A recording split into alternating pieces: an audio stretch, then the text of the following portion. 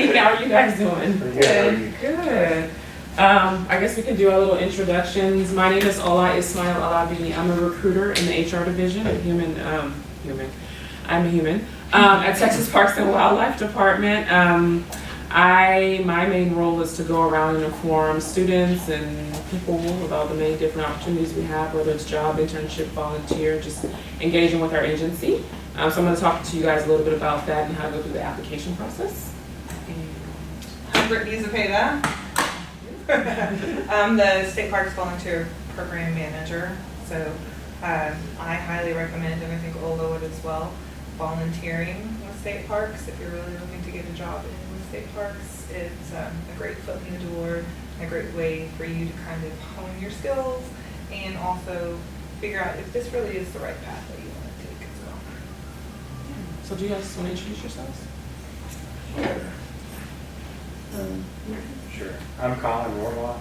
I'm finishing up my PhD in the history department here. I'm interested in like any kind of cultural resource management work or historical interpretation, whatever. I'm just kind of all ears, honestly. Oh, yes, okay, good. I'm Danielle Pacholis. I'm environmental geosciences major with wildlife and fisheries science minor. Graduating this December. I'm looking to get into a master's program somewhere, something to do with conservation, biology, ecology, something related to that. And I actually have done an internship with Texas Parks and Wildlife, the Coastal Fisheries Division, last summer, and that was really awesome. So I'm just here to get any more tips I can on the I'm like, you don't need any tips, girl. You obviously went through the process. Where did you intern? The Dickinson Marine Lab. Okay. Oh, cool. Yeah. Isn't that where? I worked at Sea Sitter, Texas. In Sea Sitter. Jackson. Oh, okay. Yeah, I worked at the visited. hatchery. Yeah. That's cool. Oh, cool. Not creepy. Moving on. Okay. So I don't know. We can go through the same process that we did with the other group. We just kind of went through the application process and how to put together a decent or a nice looking application, which you've probably already done since you've done an internship with us. But we Were can do you that. through CCA or through? So I was actually through the Applied Biodiversity Conservation Scholars Program here. So you were paid by them By Applied. Oh, okay. So then you probably She probably hasn't gone. hasn't done. Okay. Yeah, Okay. Cool. right, I haven't. All right, cool. Well, I guess we'll do that then. We'll just go through the application process, and feel free to stop me in the middle if you have any questions. But just the reason why I wanted to do that is because this is really one of the biggest hurdles or challenges for applicants is getting through this process because it's so long and it's so tedious and it's so detailed, and people don't put enough detail, they don't put enough information, and so we've heard of people applying 5, 6, 7, 8, 9, 10 times and just not getting a job or not getting an interview, and usually it's because it's not a good application. So that's why I try to educate people on how to put together a really decent application. So if you go to our website, our jobs page, it's tpwd.texas.gov//jobs. That will take you to our jobs page, which looks like this. On here you can find out about all the many different divisions that we have, which I discussed earlier in the presentation. It will tell you about internship opportunities, volunteer opportunities, veteran hiring. We have a link here to our diversity and inclusion plan, which is great. If you get a chance, check this out. It kind of tells you about some of the initiatives that we have taken on in our agency to be more inclusive. And so you'll find all of that information here. Another good tab is the recruiting events. So this is a calendar that tells you all the recruiting type events that we're either going to have in-house or that we're attending. So if you ever want to speak to a recruiter, you know where we're at. This link talks about benefits. As I told the other group, anytime you're looking to apply or work for any type of agency, this is all the information that you really want to do your research about the organization. What kind of benefits are they offering? Are they offering telework opportunities? What are their diversity and inclusion initiatives? Really want to make sure that you're working for an organization that you identify with their mission. Because it's one thing to work for an organization and make millions of dollars or make a lot of money, but if you hate it, then you're never going to be fulfilled, right? So you really want to do a lot of research on the organization that you are working for. So this one talks about our benefits, and like I was telling people, working for us, you're not going to make a whole bunch of money, but there are other perks to the job, right? So as an employee, you get free pass to all of our state parks, free access to all of our state parks. I go there all the time with my daughter, and she doesn't have to pay either, which is really cool. You earn 8 hours of annual leave every month, starting the month that you start. You don't have to wait 6 months to start earning annual leave. Same thing with sick leave. We get paid holidays, which we get a lot of them. Some of the holidays I've never even heard of, like that's a holiday, but we get it off. And if you do work on that holiday, then you can kind of bank that time for another day and use it another time. Benefits, medical benefits is free for employees. That's amazing. by Yeah, the that way. is pretty That's amazing. And you would just have to pay if you add any dependents on, and what you pay is really not much compared to what you would pay, privately or with a private-owned company. And then there's vision and dental. You also have 401k, your retirement, workers' comp. I actually did workers' comp. I was in an accident at work, and it actually worked out really well for me. They processed my paperwork. I got to go see the doctor, follow-up visits, and everything. So, and I'm sure Brittany can speak to this. The organization is pretty family-friendly. Yes, it is. And so because a lot of the work that we do is with families and kids and communities, and so there's really a sense of like understanding for whatever situation that you find yourself in. If you're a mother or if you have to care for a loved one or whatever, we're really flexible. I won't say really flexible, but we're really considerate when it comes to a lot of that kind of stuff. And I will say state benefits are way better than federal benefits. I know this from experience because my husband works for the federal government. And we'll go to the same doctor, the same thing, and it's like, oh yeah, I paid $25. He's like, I got a $125 bill. So Yeah. keep that in mind. Yeah, very important. So this tells you all about all the different benefits that we have. This is the tab that you want to click on if you want to look at all the current opportunities that we have. We post jobs, I wouldn't say every day, but as often as we can. And this is where you would find all of our internship opportunities as well. We post internships around November, December, just depending on hiring managers. Some of them post a little bit earlier, and they close around March 1st of the next year. So towards the end of this year, we'll start posting all of our internship opportunities here.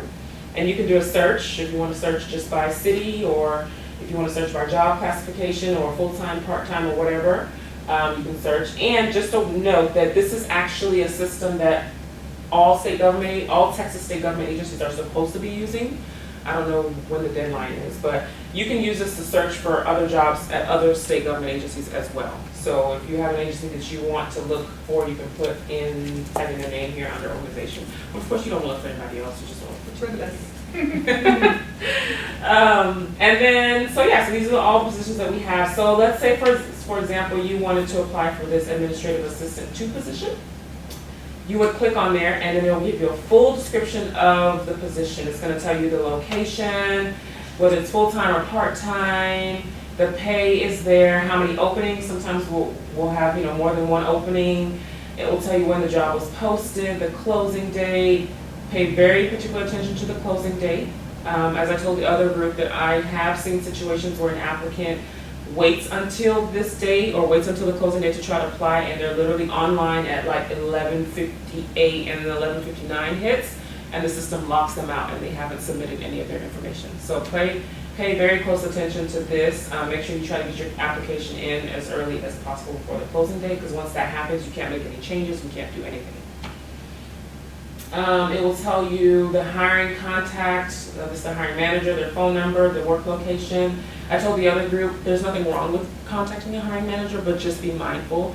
If you're contacting them and you're asking questions, ask meaningful questions.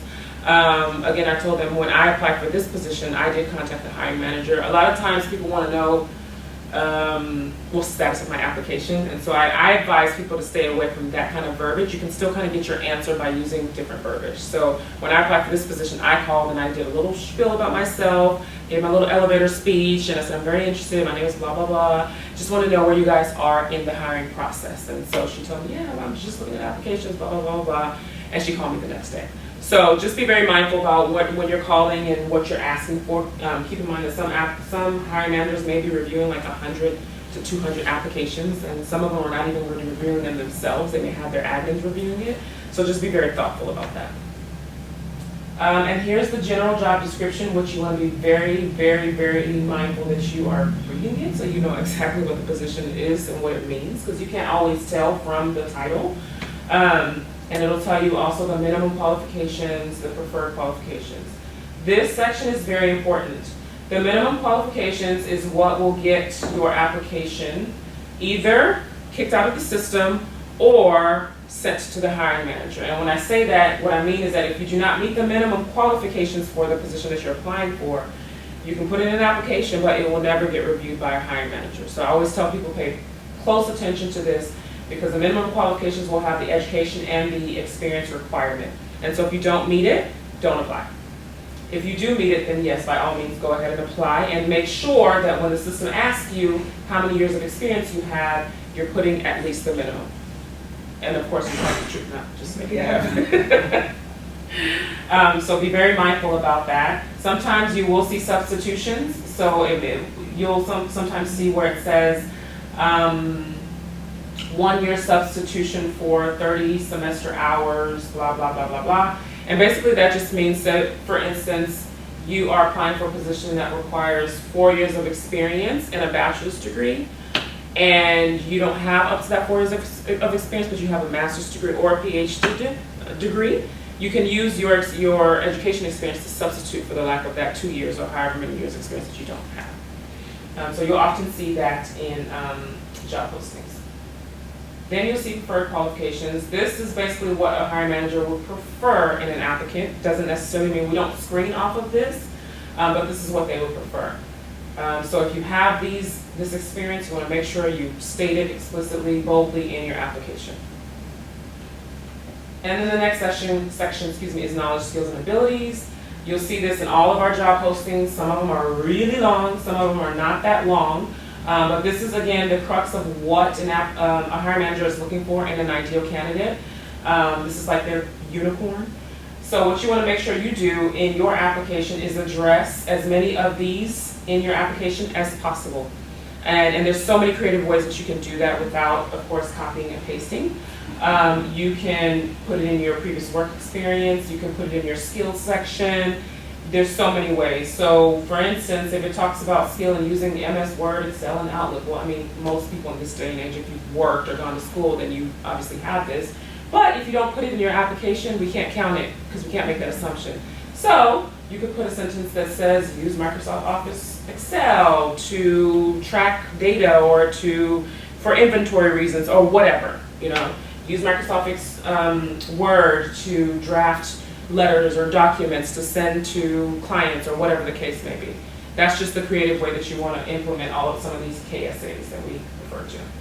And be mindful, think about it, because a lot of times people sit down and they're like, well, I don't have any of these KSAs. Like, how am I ever going to qualify for this position? But if you think about some of the work that you've done, any volunteer work, anything you've done, you realize you probably have some of this stuff, skill in training others. Well, have you ever worked with kids? Did you ever, there's so many ways that you can implement a lot of this stuff into your application. So just sit down and take the time out to think about a lot of that stuff.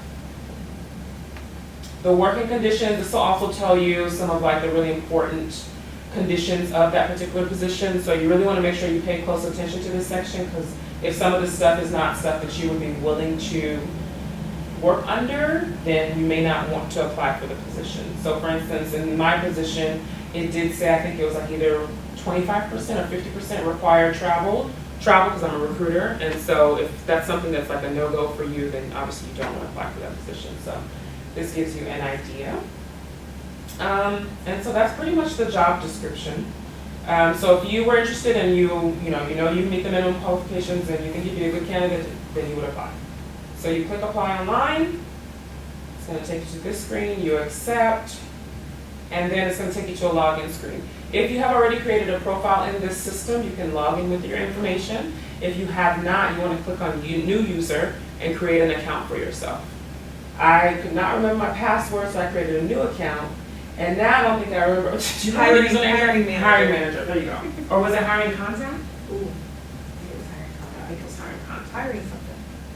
I don't know your password. I think I know that one. Yay! Okay, so then it'll take you to the screen where you can start putting in your application. This personal information screen is all of course, your personal information. However, you can upload a resume. I think there was an option, I don't remember what it was. But you can upload a resume and it'll populate all of this stuff so you don't have to put in all that stuff. I can't remember exactly where it is, but it's somewhere here where you can upload your resume. But anyway, if you've applied for a job previously in the past, it would have saved all of that information. So this is all self-explanatory. Just want to make sure anything that has a red asterisk mark on it that you put something in there, otherwise it will not let you move forward.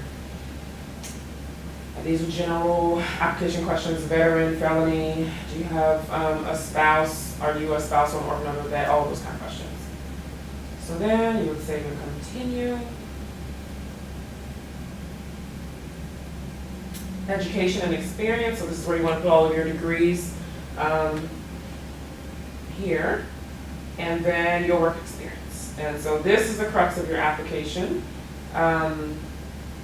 Your previous work experience goes here, your position, title, status, whether you did full-time or part-time. If it was an internship, you put summer. If it was volunteer, temp, project. And another key tidbit that I told the last group, so for the position title, so for instance, if you were an intern or if you're a volunteer, a good way to grab the reader's attention is you can put intern or volunteer dash, and then put like what you, so for instance, you worked in coastal fisheries. What exactly did you do with your internship? Did you work in the lab, in the hatchery? No, I just worked with their office, 'cause they have their fisheries division and they have habitat resources division, I think, and a couple of things. So I mostly just helped them when they went out on their fisheries sampling trips out into the bay and collecting nets and fish. Okay, got it. So I would put intern dash coastal fisheries or something of that nature, especially if you're applying for some type of a coastal, it was coastal, right? Was it coastal? Especially if you're applying for a coastal fisheries type job, because you want to do as much as possible to grab the reader's attention. Oh, coastal fisheries, I see that. And then they're going to look and see what you did. So that's just another little tidbit that I gave the last group to make sure that you grab the reader's attention with your application. Because again, they're looking over many applications and you want stuff to jump out of your application. So you can start date, end date, and your summary of experience goes here. So this is where you put all of your experience at that particular position, and keeping in mind the KSAs, implementing that and putting it here. So if you worked as a customer service rep or a bagger or a cashier at HEB, you want to talk about your customer service skills, your people skills, you're good with numbers, you did this, you did that. All of that goes here. And I think there is a limit. Yeah, we think we found, this is a new system, so we're still trying to get used to it. There's a limit, a character limit. We don't know exactly how much it is. So if you get to a point where it's not letting you add any more information, what I would suggest is go in and save and continue and add another work experience and add the rest of the information from that same job. If that makes sense. That's the workaround for that. I recently found out that there seems to be a character limit. The old system that we used did not have a character limit. You could put as much in there. But if you find that, if you run into that problem, then just save it and then create another job work experience. So do you write that out like in narrative form? Or? Good question. So I suggest to use bullet points. Okay.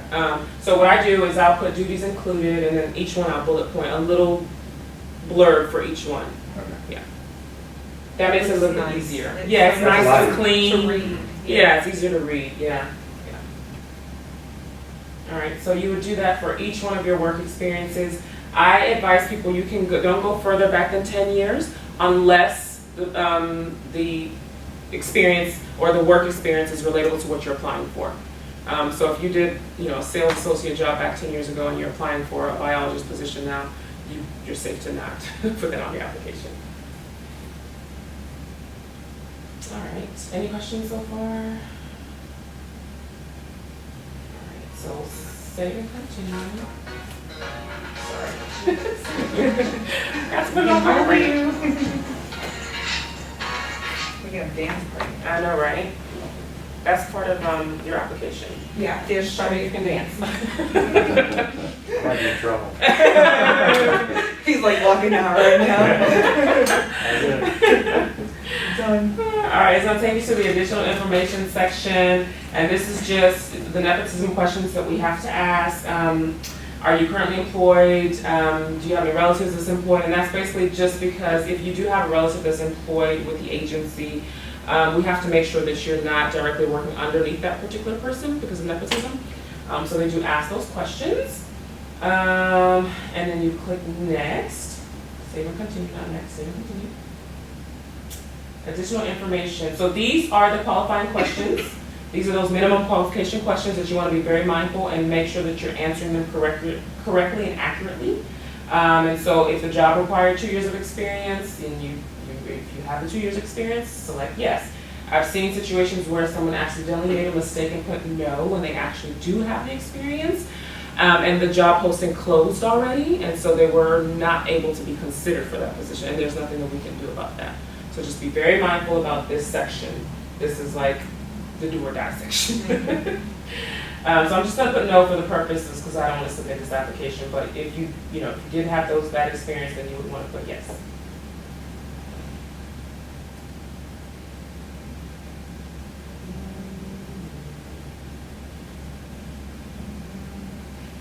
Anything that has a box and an asterisk, you have to put something in there. So even if you have to put NA, something has to be in there.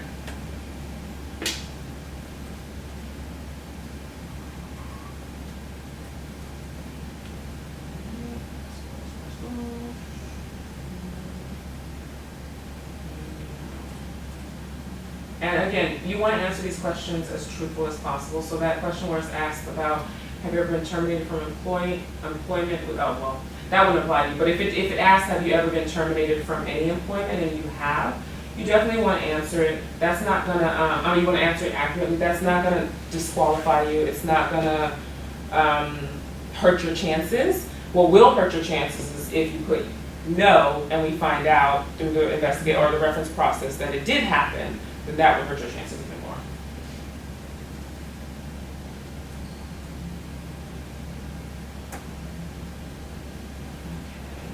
So all these, driver's license, all that stuff. Special training, skills, and qualifications. Aha. So this section is very important. I always tell people to use this section as a way to give like a paragraph of your key skills and abilities, especially as they relate to the job description. So for this one, it's an admin position. So here, I want to talk about, I'm going to say I'm an admin. I have 8 years of experience in admin work. I've worked in nonprofit, I've worked in government, I've worked in private sector, I've worked with managers, I have experience in Office, Microsoft Office, Excel, I have great customer service skills. Any accomplishments you've made, if you've developed any programs or implemented any programs, any awards you've won, any organizations that you're affiliated with, put it all here.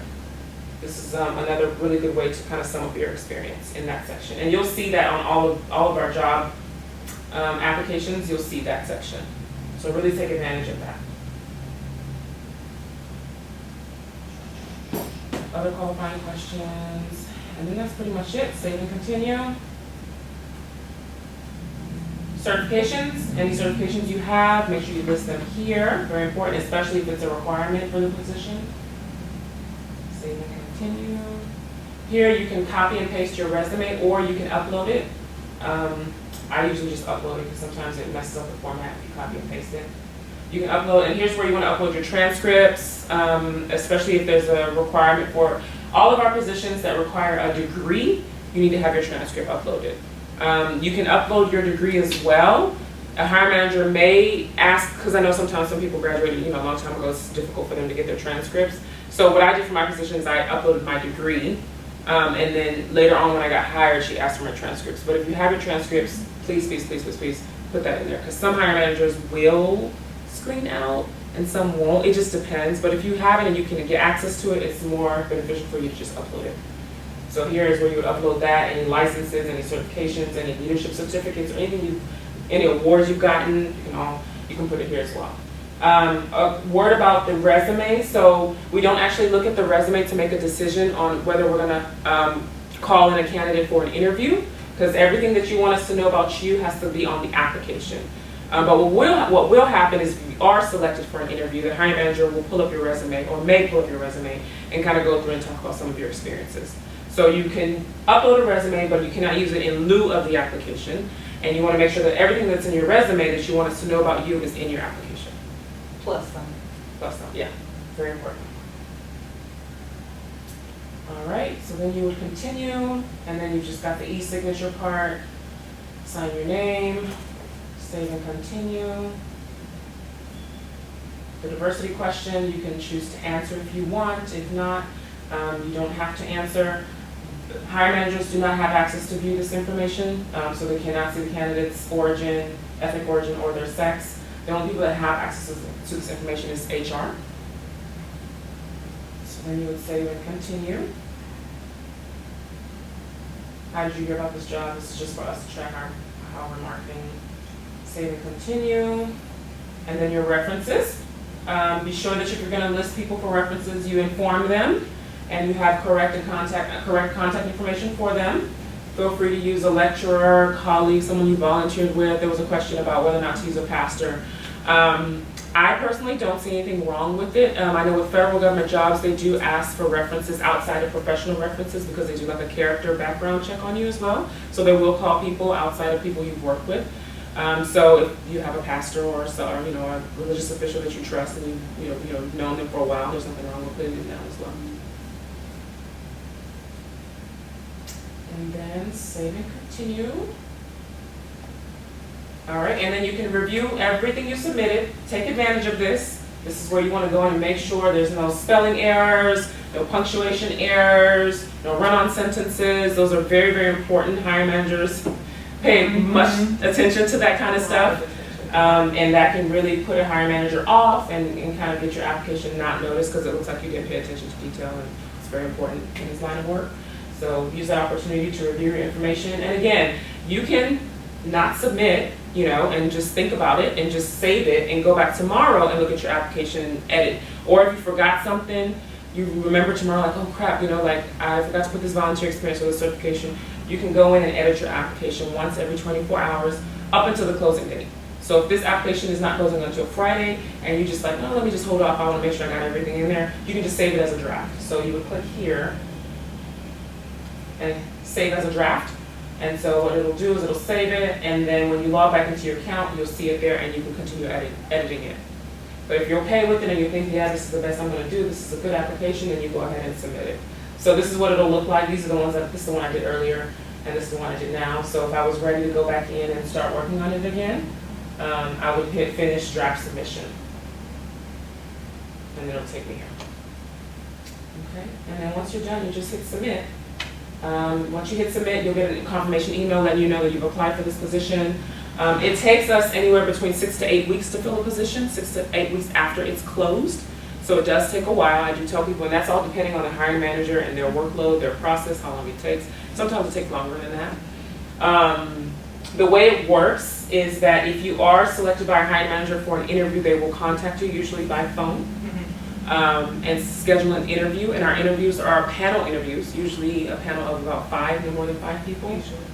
And so they'll present you with a series of questions, and everyone's just going to be writing down the answers that you have to those questions.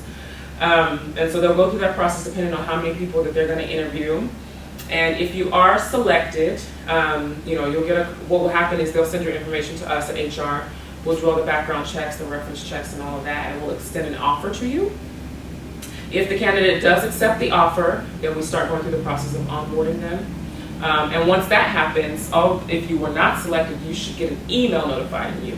Now, sometimes that process takes a little bit longer because, say for instance, that candidate that we selected declined the offer and decided, or they withdrew their application, then we have to move on to the next person. And let's say the next person does that, then we have to move on to the next person.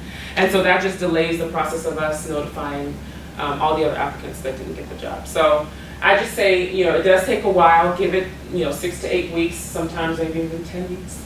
If you haven't heard anything back then, you're welcome to call. But we're working on doing better about that process of letting candidates know, because it's really not fair to just kind of keep people in limbo. Yeah, it's really not. So we're working on bettering that process. But that's pretty much how it works. And you can kind of check your status when you log in. They'll usually you'll see two statuses. You'll see HM screen or you'll see HR screen. HR screen means the system is going through and screening the applicants for who meets the minimum qualifications. And so if you've met the minimum qualifications, the hiring manager gets your application, and then that's when you see HM screen, which means hiring manager screen, and that means they're going through and they're reviewing your application. If you are selected, of course, you'll see something like candidate selected or something like that, but usually it'll stick at HM screen for quite some time. That's pretty much, I think that's all I covered in the last class. Is there anything else you can think of? Give yourself plenty of time to do the application, plenty of time. It's tedious and it's long. And personally, I like putting it all out, kind of resume form on a Word document and then cutting and pasting in, rather than sitting there trying to type it into your application. I agree. Because you can see. Yeah. Oh. All right, well, I'm going to end here. If you guys want to connect with us, again, we're on LinkedIn. We can give you our contact information. Oftentimes, I do help applicants with their application if they just want somebody to take a second look at it, give them a little bit of feedback from a recruiter's perspective. We do that as well. I didn't bring any business cards, but I think Brittany brought some. Yeah. And we're also on LinkedIn. We post a lot of stuff on LinkedIn, so feel free to connect with us there or any social media pages. That's another good way to get to know more about our agency. As I was telling one of the other students that anytime you're applying, whether it's with us or anywhere, learn about the agency. Research their mission, their values, all those statements, really learn about that so that when you go to the interview, you're prepared. And speak to it in your application and how you identify with that mission. That's really going to help you in terms of being a better applicant. Pretty much my piece. Thank you guys for coming. I hope this was somewhat beneficial for you. Yes. Another thing is peak season for us, and I know with state parks is definitely like when we really post a lot of jobs is around like what, May, June? Yeah, or a little before because we're trying to get seasonals in. Yeah. So. Yeah, people are retiring in the summer. Not to say that we don't post jobs at any other time, but I'm just saying like that's when it really, really, really picks up. So that's a good time. You can also go in there. We have our iPad here, so if you want to sign up for like job alerts to be notified about jobs whenever we post them, you can do that as well. But yeah, there's so many ways to connect with our agency. It's not funny. There's a lot of ways. So. Lots of phone numbers on our page as well. Thank you guys. Thank you. Thanks for coming out.